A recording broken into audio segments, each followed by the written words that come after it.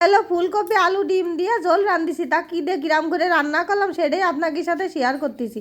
চলেন তাহলে দেখতে থাকেন। নমস্কার, সবাই কিরাম আছেন? আশা করি সবাই ভালো আছেন। তা এই যে রান্না করে চলে আসছি, কিন্তু কড়াইতেই তেল দিয়ে দেবো। এই যে কড়াইতে তেল দিয়ে দিছি, কড়াইটা কিন্তু তার আগে গরম করে নিছি। আর এদিকে ফুলকপি আলু সব কিছু কিন্তু কুটা বাসা রেডি হয়ে গেছে। আর ডিমও সেদ্ধ করে চুলে থুইলাম, ডিম কয়টাও তেলের মধ্যে দিয়ে দিলাম। তাও দেখেন কড়াইটা এত গরম করে নিয়েছি, তাও ডিম কয়টা সে কড়াইতে লেগে লেগে যাচ্ছিলো। তা সমস্যা হয়নি, কারণ হলো ছাড়াই গেছিলো। আমি তো মনে করলাম যে পুরো মনে হয় আজকে ডিম ভেঙে চুরে একাকার হয়ে যাবে। তার কোনো সমস্যা হয়নি। তার ডিম কয়টা কিন্তু ফাইন করে এখন লাল লাল করে ভাজে নেবো। ডিম আবার অনেকে কিন্তু অল্প ভাজে, আমার কাছে আবার অল্প ভাজা পছন্দ হয় না। আমার কাছে ডিমের মানে ওই উপরের অংশটা বেশ একটু শক্ত শক্ত ভাজা হবে, সেইটাই জ্বলে দিলি জন্য আমার কাছে বেশি ভালো লাগে। তার ডিম কয়টা কিন্তু বেশ ভালো করে কড়া করে ভেজে নিছি। তার মধ্যে কিন্তু আমি একটু হলুদ দিয়ে দিছি, যাতে রঙটা একটু ভালো সুন্দর দেওয়া যায় সেই জন্যই। আর এদিকে হলো এই যে ডিম কয়টা ভাজা হয়ে গেছে, ডিম কয়টা সব কিছু আমি তুলে নেব।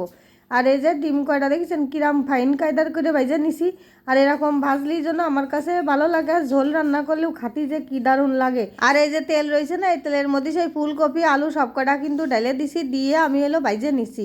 আর ফুলকপি কটা কিন্তু ভালো হয়েছিল। আর হলো এখানে আলু ফুলকপিটা বেশ লাল লাল করে ভাজতে হবে। তার মধ্যে কিন্তু আমি একটু লবণও দিয়ে দেবো, আর একটুখানি হলুদও দিয়ে দেবো। তা হলুদটা এলো আপনাকে দেখাতে মনে নেই, তা লবণটা এই যে দিয়ে দিলাম। যাই হোক, হলুদ কিন্তু পরে দিয়ে দিলাম। একটুখানি হলুদ দিলে কি হয়, রঙটা ফাইন সুন্দর আসে। আর ভাজাটাও মনে হয় যে হলুদ দিলে ভালো হয়, সেই আর কি। তা হলো দিয়ে দিছি লবণ হলুদ দিয়ে, এখন কিন্তু ভালো করে নাড়িয়ে ছেড়ে ভেজে নিছি। তাই যে ভাজা কিন্তু হয়ে গেছে। এখন আমি এই যে ফুলকপি আলুটা উঠোয় নিয়ে নেব, মানে উঠোয় রেখে দেবো। দিয়ে এই যে যেটুক তেল থাকবে না ফুলকপি আলু ভাজার পরে, ওই তেলের মধ্যেই আমি মশলা দিয়ে দেবো।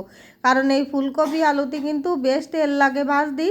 আর এতে কিন্তু মানে বেশ খানিকই তেল লাগে, বললাম না যে ফুলকপি ভাজতে গেলে একটু তেল নালেও হয় না, আবার রাঁধতে গেলেও কিন্তু একটু তেল কম দিলি ফুলকপি ভালো লাগে না। তা যাই হোক, এই যে ফুলকপি আলু কিন্তু তুলে নিছি। আর যে তেল থাকবে না সেই তেল দিয়েই আমি হলো রান্না করে নিবানে বাকি হোক। এই যে ফুলকপি আলু কটা কিন্তু এক এক সবটুক তুলে নিছি। নেওয়ার পরে আমি এই তেলের মধ্যে শুকনো জ্বালা জিরে দিয়ে দিছি, দিয়ে বাটা মশলা দিয়ে দিছি। তা কবে নেন যে বাটা মশলা কী কী দিছি, বাটা মশলা দিছি জিরে বাটা, আদা বাটা, আর এদিকে ছোট্ট মানে 2-3 কোয়া রসুন বাটা, ছোট্টলি একটা পেঁয়াজ বাটা, এই হলো বাটা মশলা। আর হলো এই যে লবণ দিয়ে দিলাম, দেওয়ার মধ্যে এবার হলো দিয়ে দিছি হলো হলুদ গুঁড়ো, আর দিয়ে দেবো হলো ঝালের গুঁড়ো। আর ফুলকপি আলু ডিমের তরকারি একটু ঝাল না হলেও কিন্তু ভালো লাগে না, এই জন্য বেশ খানিকটা ঝালের গুঁড়োও দিয়ে দিছি। দিয়ে মশলাটা ফাইন করে কষাই নেবো, বুঝেছেন।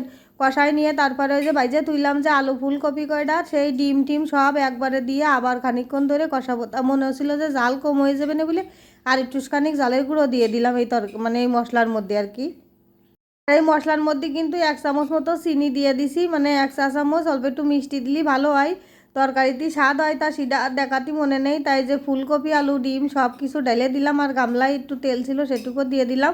বললাম না যে এই তেলেই সব কিছু রান্নাবান্না হয়ে যাবে। এবার মশলা দিয়ে ভালো করে আলু ডিম ফুলকপি সব কষাই নেবো। তাই যে মশলাটা একটু মনে হয় কড়াইতে লেগে লেগে যাচ্ছিলো বলে কড়াইটা সরিয়ে নিলে তা দৌড় মারছিল, তা আবার ধরে ঠিক করে দিলাম। দিয়ে নিয়ে আবার এখন ভালো করে নেড়ে ছেড়ে দিচ্ছি। আর সামান্য একটু ফুটা জল দিয়ে দিবানে, কারণ মশলাটা একটু লেগে লেগে যাচ্ছে, তো আর একটু সময় কষাতে হবে সেই জন্যই। তা ওই যে গামলাই এলো অল্প একটু জল দিয়ে তাই এলো দিয়ে দিছি, দিয়ে আর একটু সময় কষাবো, বুঝেছেন। কষাই টষাই নিয়ে তারপরে জলের জন্য জল দিয়ে দেবো। আর জলটা কিন্তু গরম জল দেবো, টকবক করে ফুটতিছে জলটা। সেই জল নিয়ে এখন এই যে মশলার মধ্যে দিয়ে দেবো। তাই যে দিয়ে দিছি কিন্তু জলটুক ডাইলে দিয়ে নিয়ে তারপরে আবার একটুখানি নাড়িয়ে ছেড়ে এখন খালি টকবগায় জলটা ফুটবে, বুঝেছেন। এর আর কোনো কাজ নেই। এবার ফুলকপিটাও সেদ্ধ হয়ে যাবে, আর যতটুকু জল রাখার ইচ্ছা সেইটুকু রাখবো। আর তার আগ পর্যন্ত খালি জাল দিতেই থাকবো, জাল দিতেই থাকবো। তাই যে টকবগায় কিন্তু ফুটে গেছে তরকারিটা।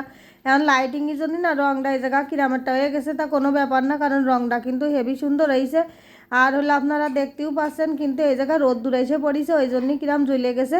কারণ কি আমার রান্না করে না, আমি যে সময় রান্ধি ওই সময় পুরো রোদ্দুর ভরপুর থাকে, ওই জন্যই আর কি এরকমের রঙ হয়েছে। অনেকে আবার কতি পারে কিরামের ফ্যাকসা রঙ দেখলাম লাল, আবার পরে ফ্যাকসা হয়ে গেলো, ওই জন্যই বিষয়টা আমি ভালো করে ভেঙে ছিটে কয়ে দিলাম, বুঝেছেন।